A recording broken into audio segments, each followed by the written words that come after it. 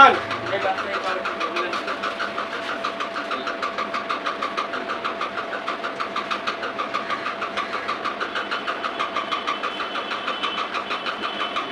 प्रतिरोध का समूहन। हेडिंग देखिए, जब हम किसी भी ग्रुपिंग करते हैं, मतलब जब हम किसी भी प्रतिरोध को ग्रुपिंग में रखते हैं, मतलब दो या दो से अधिक प्रतिरोध को रखने पर उनके बदले में जो तीसरा प्रतिरोध होता है जो उनके इक्वल हो, मतलब उनके बराबर का हो, जितना काम वो कर रहा है उतना काम एक सिंगल उसको करना चाहिए, तो उसको हम लोग क्या कहते हैं? ऐच्छिक मान कहते हैं उसको। उस प्रतिरोध का, उन सभी प्रतिरोधों का ऐच्छिक मान कहते हैं। अब उसको ऐच्छिक मान को निकालने के लिए हम लोग दो रूल को अपनाते हैं। कितने रूल को अपनाते हैं?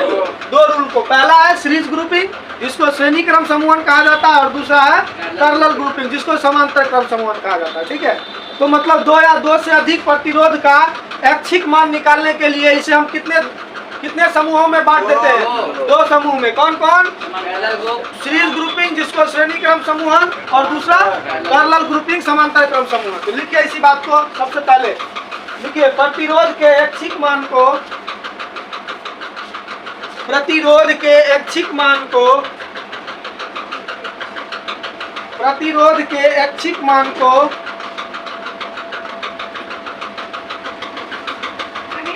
प्रतिरोध के ऐच्छिक मान को प्राप्त करने के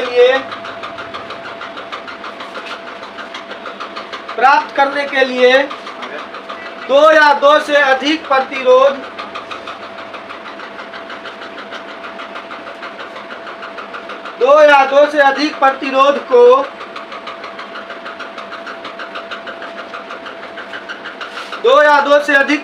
को श्रेणी क्रम में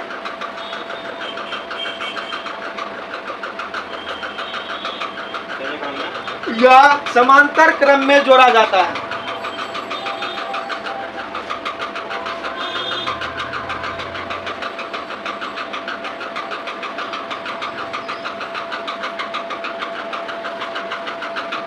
देखो, सीरीज ग्रुपिंग को हिंदी में क्या कहते हैं बाबू? श्रेणी क्रम समूहन। बहुत ही आसान है। और दूसरा है समांतर क्रम समूहन। तो सबसे पहले हम लोग किसको जान लेते हैं? सीरीज ग्रुपिंग को। देखिए, सीरीज ग्रुपिंग किसको कहेंगे? ठीक है, अब हम सबसे पहले जानते हैं सीरीज ग्रुपिंग को। तो सीरीज ग्रुपिंग में कैसे पहचानेंगे कि यह सीरीज ग्रुपिंग में यह रेसिस्टेंस जुड़ा हुआ है? इसको पहचानने का तरीका है कि इसमें से जो प्रवाहित होने वाली धारा होगी वह एक समान होगी। क्या होगी? धारा समान होगी, लेकिन सभी प्रतिरोध का विभवांतर अलग अलग होगा। उसको हम लोग क्या कहेंगे? श्रेणी क्रम समूहन कहेंगे। क्या कहेंगे? लिखिए इसको। पहचानने का तरीका बता दिए ना।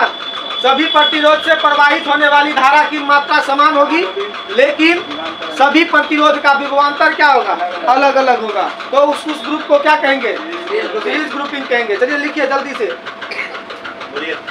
डेफिनेशन। दो या दो से अधिक प्रतिरोध का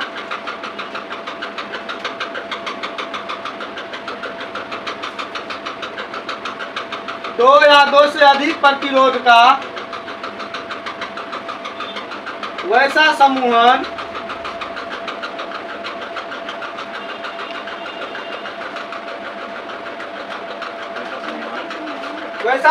जिसमें सभी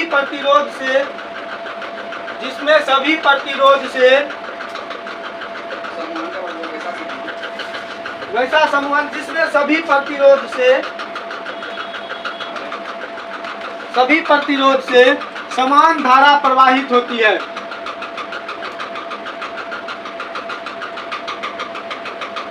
समान धारा प्रवाहित होती है, लेकिन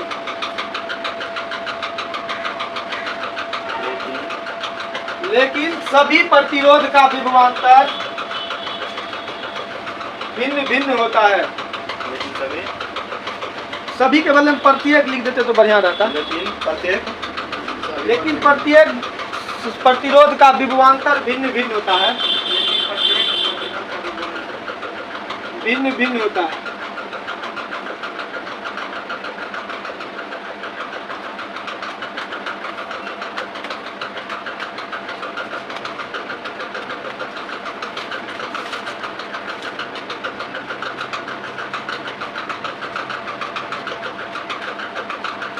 लेकिन सभी प्रतिरोध का विभवांतर भिन्न भिन्न होता है।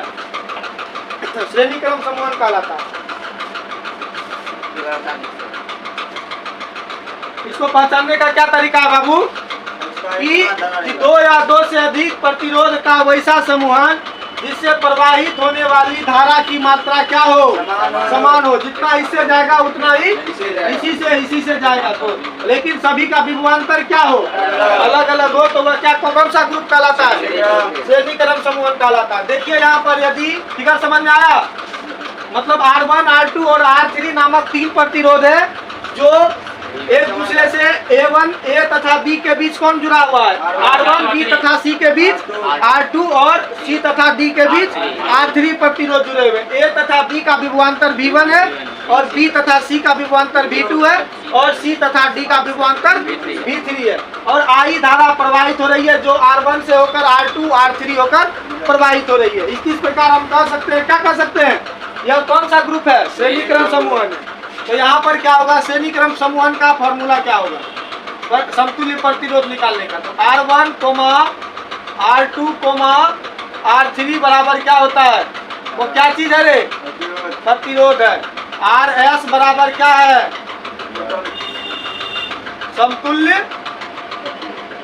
समतुल्य प्रतिरोध है। V1, V2, V3 ये क्या है? विभवांतर है। V बराबर समतुल्य विभव है। I बराबर विद्युत धारा है। तब इसमें अलग अलग क्या है? विभवांतर है ना। मतलब इसको जोड़ने पर क्या होना चाहिए? V होना चाहिए। V बराबर V1 plus V2 plus V बराबर क्या फॉर्मूला होता है रे? V बराबर क्या होता है? ओम के नियम से V बराबर IR होता है ओम के नियम से रे। तो V बराबर IR। इस V के लिए क्या होगा? करंट I जा रहा है और RS है ना रे। इस V के लिए I करंट जा रहा है और रेसिस्टेंस कितना है? RS, मतलब सीरीज ग्रुपिंग का। V1 के लिए क्या होगा? I R1 होगा ना इसके लिए रे। V1 के लिए I जा रहा है और R1 है। दूसरे के लिए I R2, तीसरे के लिए बताइए कॉमन क्या है? I R1 plus R2 plus R3। I cancel. तो RS बराबर क्या हो जाएगा?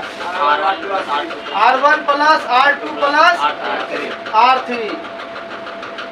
और देखिए यदि इसका एनालिसिस दे देते हैं थोड़ा सा।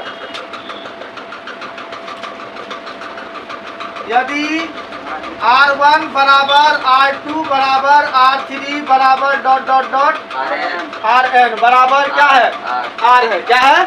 R है। तब RS का फॉर्मूला क्या हो जाएगा? N इंटू R होगा ना। जहाँ N बराबर क्या होगा? प्रतिरोध की संख्या। ये हो गया, ये हो गया। अब देखिए इसमें यहाँ देखिए यहाँ पर क्या होगा?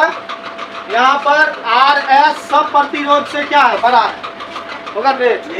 मतलब RS का मान सब R1 से बड़ा होगा, R2 से भी बड़ा होगा और R3 से भी बड़ा होगा।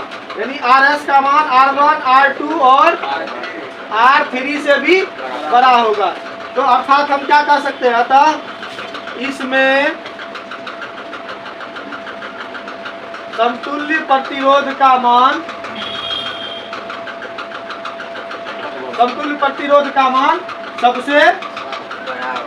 सबसे अधिक होता है। सबसे अब अधिक हो जाता है तो कैसे हो जाएगा अधिक? अब ये तीनों को जोड़िए, इसकी लंबाई क्या हो जाएगी? प्रतिरोध का लंबाई क्या हो जाएगा? बढ़ जाएगा।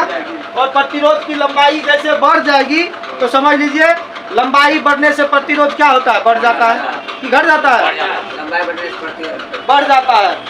क्षेत्रफल बढ़ने से प्रतिरोध घट जाता है। इसमें क्या लिख सकते हैं? नोट में कारण क्या लिख सकते हैं बताइए तो? इसमें प्रभावी क्षेत्रफल, इसमें प्रतिरोध का प्रभावी क्षेत्रफल क्या होता है? प्रभावी लंबाई न रे, प्रभावी लंबाई बढ़ जाती है और इसका प्रतिरोध और जिसके कारण प्रतिरोध का मान बढ़ जाता है। ये हो गया, इसको जल्दी से आप लोग लिखिए।